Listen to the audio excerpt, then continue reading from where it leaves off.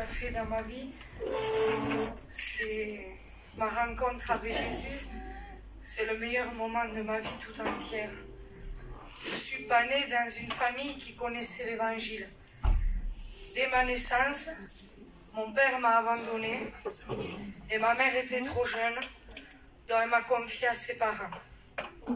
J'ai connu l'angoisse des petites parce que je manquais de cet amour que j'avais besoin.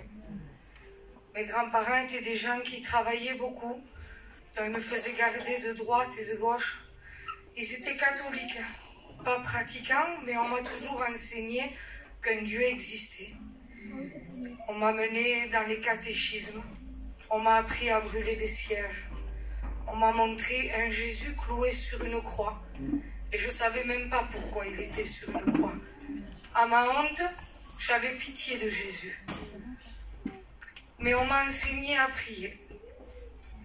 À 8 ans, pour faire un peu l'image de ma vie, je rentrais de l'école toute seule, je me faisais à manger toute seule. Je ne savais pas ce qu'était une fête des pères ou une fête des mères. Donc ma prière à moi, c'était « Seigneur, si tu existes, donne-moi un père qui puisse m'aimer. » Et j'ai grandi comme ça. J'avais une meilleure amie alors que j'avais 14 ans. Elle était tout pour moi parce que nos vies se ressemblaient. Donc on s'appuyait beaucoup l'une sur l'autre. Et on était toutes les deux à la maison en train de parler. On croyait à des vanités de ce monde, on croyait à la ligne de la main. Et elle disait « Ah, si c'est vrai, eh bien, ma vie à moi, elle est courte. Tu crois que j'irai au ciel ?» Elle avait 13 ans. 1 heure après, alors qu'on parlait, elle s'est pris une balle en plein cœur et elle s'est effondrée devant moi en me suppliant de l'aider.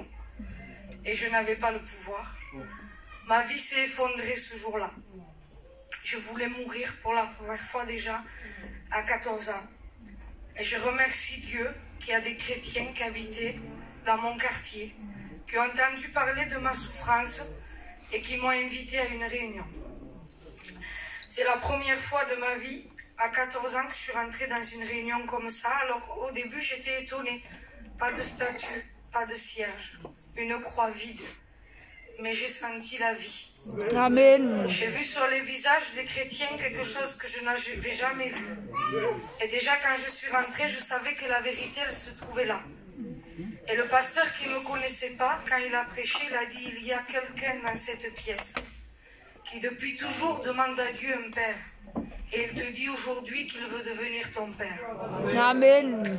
J'ai été brisée par cette parole et j'ai plus jamais douté que l'évangile était la vérité. J'ai compris pourquoi Jésus était mort sur une croix, que c'était pour moi, je ne le savais pas. C'est la première fois qu'on me l'a enseigné. Et j'avais une haine dans mon cœur. Une haine contre quelqu'un qui m'avait fait beaucoup de mal alors que j'étais qu'une enfant. Et je ne voulais pas abandonner cette haine. Et c'est ce qui a été mon problème pendant de nombreuses années parce que ce Jésus sauveur m'attirait beaucoup. Il apaisait mes angoisses. Mais ce Jésus maître qui me demandait de pardonner, ben je ne voulais pas. Donc je priais, je venais aux réunions, je mettais un foulard sur la tête, on m'a enseigné à jeûner. Et je ne voulais pas m'éloigner des réunions de peur de perdre ce que je pouvais ressentir. Mais quand on ne se donne pas entièrement à Jésus, ben la paix, on ne la trouve pas. Alors j'ai cherché des solutions ailleurs et j'ai dit, ben pour être heureuse, alors il faut que je fonde un foyer. J'ai même prié. Et c'est Dieu qui m'a choisi mon compagnon. Parce qu'on peut ne pas l'avoir encore rencontré, vivre des expériences, mais des expériences ne sauvent pas. Et moi, je ne le comprenais pas. Donc j'ai fondé un foyer. J'ai essayé de vivre la Bible de mes propres forces, sans l'accepter comme maître. Alors j'ai été soumise à mon mari. J'ai fait tout ce que je pouvais faire. Mais j'étais soumise dans l'extérieur. Mais à l'intérieur, je pouvais le haïr. Parce qu'il était celui qui faisait souffrir mon foyer. J'avais fait une promesse que j'aurais des enfants, que je les rendrais heureux et que jamais je les abandonnerais. Mais le bonheur, c'était pas en mon pouvoir. Je leur ai offert des querelles de leurs parents, une mère en dépression qui faisait que pleurer, et le diable qui me répétait sans cesse « Mais meurs, est-ce que de toute façon personne ne veut de toi ?» Et je luttais toujours contre cet appel de Dieu. Je le voulais qu'il apaise mes angoisses, mais pas plus que ça. Alors, j'ai tombé dans une très très grande dépression. Et mon mari disait, mais qu'est-ce qui va pas? C'est vrai que je sors, parce qu'il buvait beaucoup, sortait, mais je t'offre tout ce que tu veux. J'ai dit, tu pourrais me couvrir d'or et d'argent. J'ai pas la paix dans mon cœur. J'ai besoin de trouver cette paix. Alors un jour, j'avais décidé de mettre fin à ma vie. Moi qui avais promis de jamais abandonner mes enfants. Et j'étais incapable, avec tout l'amour que je portais, par mes propres forces, tenir ma promesse. Alors, j'avais procuré beaucoup de cachets, beaucoup.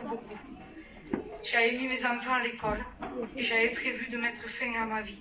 Et ce jour-là, je sentais les ténèbres autour de moi qui attendaient que ça, de venir chercher mon âme. Et ce jour-là, j'ai prié d'une manière que j'ai jamais prié dans toute ma vie.